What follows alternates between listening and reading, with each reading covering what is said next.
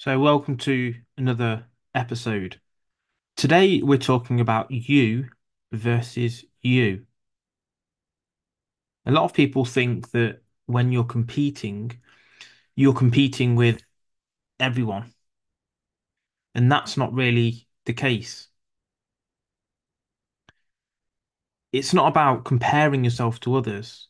We've all been given different cards, and it's about how we play the hand that we've got. It's about competing with the person you were yesterday and crafting a future version of yourself that you aspire to become.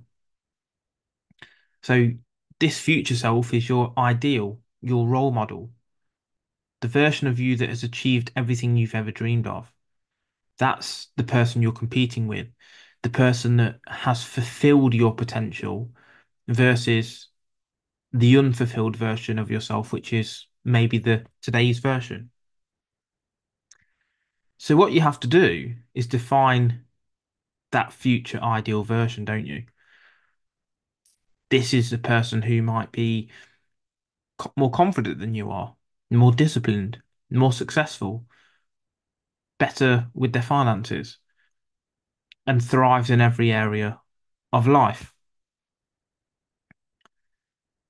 You need to visualize who this person is because your actions today will determine whether or not you become that person. So, your ideal self, who has everything you ever wanted, gets up at 5 a.m., 6 a.m. He starts his day when the rest of the world is still asleep. He understands the value of time and makes the most of every single day. Maybe he trains every day, gym, running, martial arts, stretching. Maybe it's his nutrition. Maybe he's got a six pack. Maybe he trains even if he's feeling ill. Maybe he's a good networker. He chats to everyone, boys, girls, everyone he ever meets. He's confident, approachable, and charismatic. He's not afraid to engage, and that's why people love him. He makes others feel important. Maybe he has a fun and exciting life. He's adventurous.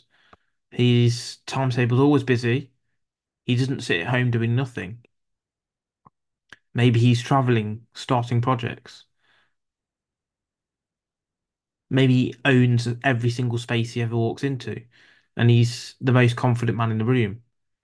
Maybe his mentality is superior. He believes he is the best, not in an arrogant way, but a confident way. There's a fine line, isn't there? Maybe his work ethic is better than yours. He works all day, every day. While others slack, he hustles. He's not afraid to put in the work because he knows work and success is correlatory. His every day is filled with productive tasks. No excuses, no procrastination. Maybe he starts businesses and gets things done. He plans something out and he puts it into action. Maybe he's employed, but he's a top performer. Sales, projects, and even at the performance review. He's the best because he sets the highest standards and never settles for mediocrity. Maybe he delegates where you don't. Maybe you don't trust others and therefore you trying to take on too much of a workload when actually your future self, your ideal self, will delegate tasks where appropriate because he understands that this is time efficiency.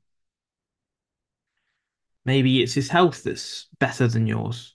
He takes care of his body through exercise, nutrition, sleep. Maybe he pushes past pain when you quit. Maybe he only drinks in moderation a couple of times a year, whereas you drink 6 pints a night. Maybe he has a group of women who all really like him, whereas you struggle to get dates. Maybe he's generous, whereas you're stingy. Maybe he lives in abundance, and maybe you think about scarcity. Maybe he hangs out with successful people, but you hang out with losers. Maybe he uses people's names when he speaks to them, and you forget people's names.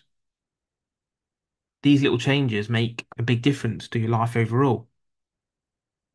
Maybe it's the personal growth and development side. He believes in action, not procrastination. When he thinks of something, he does it. Maybe he educates himself where you watch TV and play games. Maybe he's disciplined when you're not. Maybe he's structured and organized and you're not.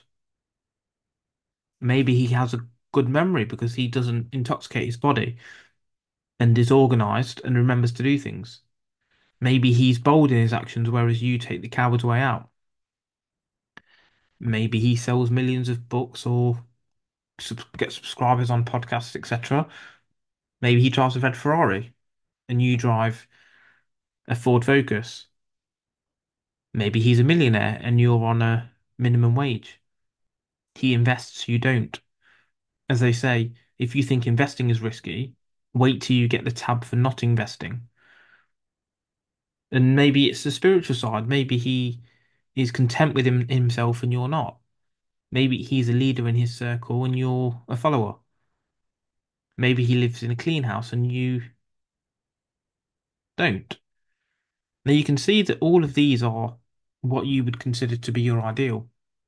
That's the person that you're competing with, your ideal future self. Now we have to reverse engineer this and say, well, actually, if that's the case, how does your current version compare to that? What steps do you need to take to close the gap?